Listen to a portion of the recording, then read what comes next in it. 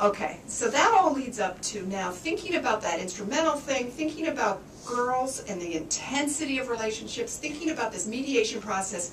Of course there's going to be gender differences, of course. So one of the things that, the first thing I wanted to look at is maybe girls are starting at a different place. That is, they've got more room to grow in that parent relationship.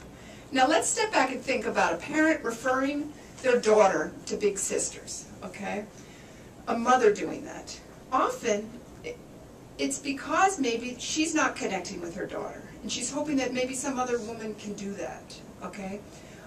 But a father or a mother referring their son to a big brothers, big sisters kind of program, it may be for a completely different reason. It may be because there's not a father in the house and they just need a role model. Okay, so they may have different referral reasons. They may be coming to the relationship to a mentoring program for different reasons. And so the first thing I wanted to look at was, if a lot of the action is in that parent relationship, do girls and boys start at the same place in that parent relationship? So now I'll take you back to that finding, and here we see, this is the inventory of parent attachment. Girls and boys are starting, and these are all significant differences. They may not look like much, but they actually are. Girls are starting with higher alienation from their parents, less communication, and it's their mother actually, and less trust in their mother relationship. Well, that tells us something. And we published these findings in the Journal of Vocational Behavior because they're actually really important. Girls are starting out at a place where they're not as trusting and open with their moms. Okay? And we now know that that is the vital pathway to change. So that's important to know. And then we looked at, well, maybe since it's a more intensive relationship with this mentor that forms, because it's more emotionally laden, that they're going to be more sensitive to the rejection and they're going to be more sensitive to the length of that relationship.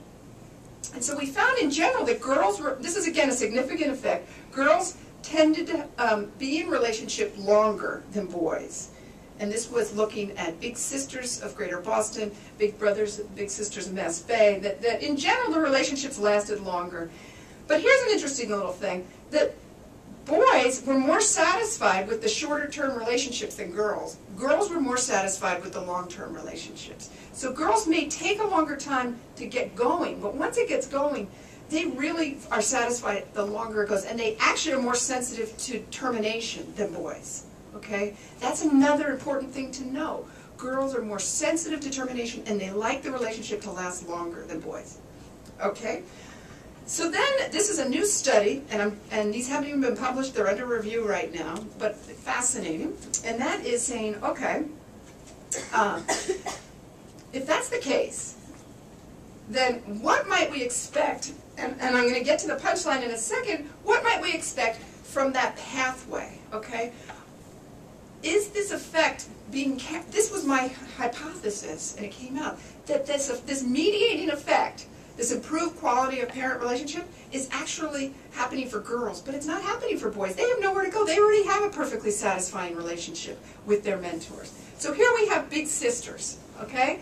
In big sister relationship, this was with a graduate student, Christian Chan, we have the mentor relationship leading to not only improved parent relationship, but improved teacher relationships, robust associations between school-based mentoring and improved teacher-student relationship for girls. 0 for boys. Okay? So here, look at these paths between this and here. There's no effect for boys, and there is an effect for girls. And so that tells me that all of these things I've been reporting in the literature about that the effects of mentoring are mediated through an improved parent-child relationship are happening for girls, but not for boys. For boys, it turns out it's a more instrumental path, that it's leading to role modeling, it's leading to skills acquisition, it's leading to all these other things, but they don't have that need to improve these relationships as much as girls. And so what are the implications of that? Well, I think there's an implication that we need to prepare volunteers for the fact that girls are coming to these relationships with different developmental needs than boys, different relational needs, that it may take girls a longer time to warm up because they may have a history of disappointment, they're already struggling in their relationship with their moms, and so the volunteer needs to not personalize the little sister rejecting them or not responding to their calls or testing them for a while, because they're testing, is this another person I'm going to be alienated from? It's going to take a little bit longer. And they may look at the people who are mentoring Big Brothers and see, wow, they just connected right away. Girls have a further route to follow. But once they make that connection, they have they actually really benefit from it in a way that's very fundamental. So that's it. Thank you very much.